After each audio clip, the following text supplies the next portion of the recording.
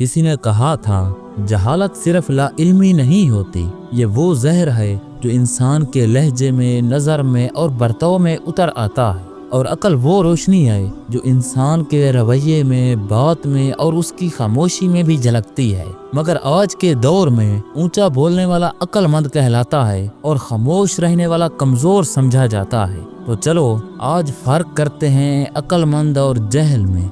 मोहतरम नाज़रीन, सबसे पहले बात कर लेते हैं अक्लमंद कौन होता है। अक्लमंद वो नहीं होता जिसके पास किताबों का इल्म हो, बल्कि वो होता है जो इल्म को अमल में ढालता है। अक्लमंद का पहला वस्फ होता है बर्दबारी। वो इख्तलाफ राय को जाती हमला नहीं समझता, सुन लेता है, सोच लेता है और बोलता भी है, लेकिन तमीज़ के साथ। मैंने एक बार एक बुजुर्ग आलिम को देखा, एक नौजवान उनसे उलझ रहा था, आवाज ऊंची थी, लहजा सख्त। मैं सोच रहा था अब शायद बुजुर्ग नाराज होंगे, मगर वो मुस्कुराए और कहने लगे, बेटा आवाज की ऊंचाई से हक बुलंद नहीं होता, दलील अगर सच्ची हो तो सर झुकाया भी जा सकता है। ये होती है अकल कि आप अपने वकार को कभी अना की भयानत न चढ़ो।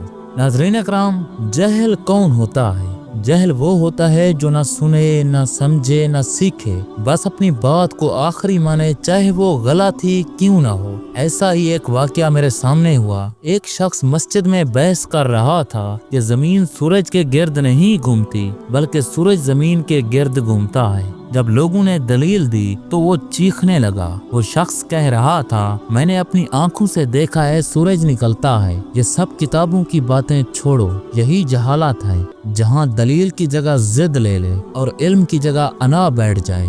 फर्क कहाँ नजर आता है? अक्लमंद को अगर गलती का पता चले वो फौरन मान लेता है। जहल को अगर गलती दिखा दो वो नाराज हो जाता है। अक्लमंद अपनी बात में नरमी रखता है, जहल अपनी बात में जहर रखता है। अक्लमंद खामोश होकर सोचता है, जहल बोल बोल कर बेजार करता है। इल्म किसी डिग्री का नाम नहीं, इल्म एक रवैया है, अकल एक सोच है और जहालत एक इनकार है जो सीखने से, बदलने से और झुकने से इनकार करता है। जहालत सबसे बड़ी बीमारी है और अकल सबसे बड़ी शफा।